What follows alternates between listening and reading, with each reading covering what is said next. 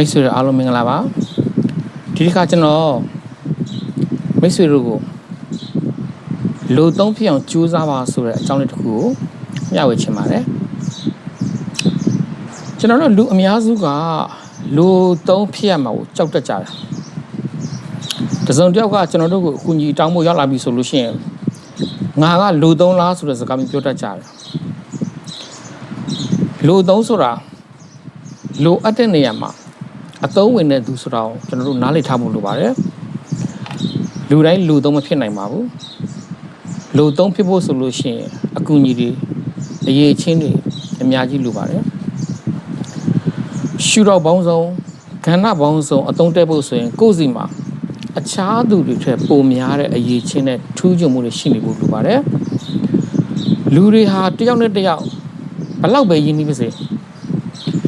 မောင်နှမအရင်ဖြစ်နေပါစေအကြောင်းကိစ္စတစုံတရာမရှိဘဲနဲ့အမြဲတမ်းစကားပြောနေတာမျိုးတွေထိတွေ့ဆက်ဆံနေဖို့ဆိုတာမဖြစ်နိုင်ပါဘူး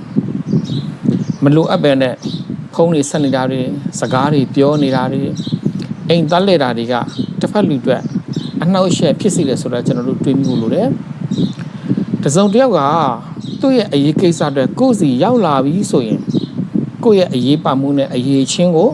အတိမတ်ပြုလက်ခံထားလို့ဆိုတာကျွန်တော်တို့မမေ့ဖို့လိုပါတယ်တစုံတယောက်အတွက်လူသုံးဖြစ်ရတာတကယ်တော့ခုံစီရပါ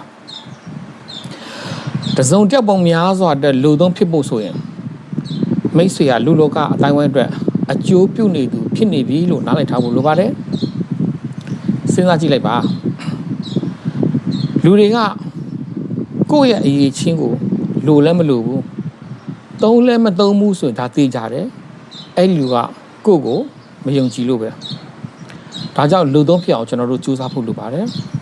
လူသုံးဖြစ်ရတာစိတ်ညစ်စရာမဟုတ်သလိုစိတ်ပြက်စရာလည်းမဟုတ်ပါဘူး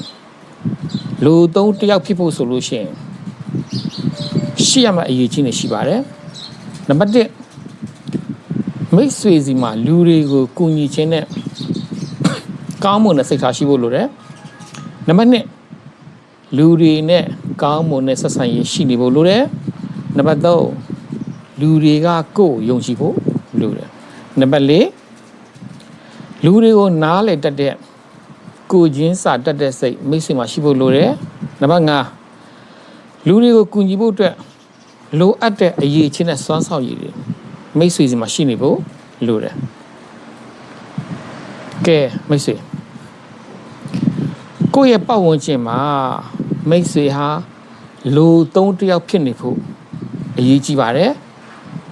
လူသုံးတယောက်ဖြစ်အောင်ကြိုးစားပါလို့မိတ်ဆွေကိုတိုက်တွန်းချင်ပါတယ်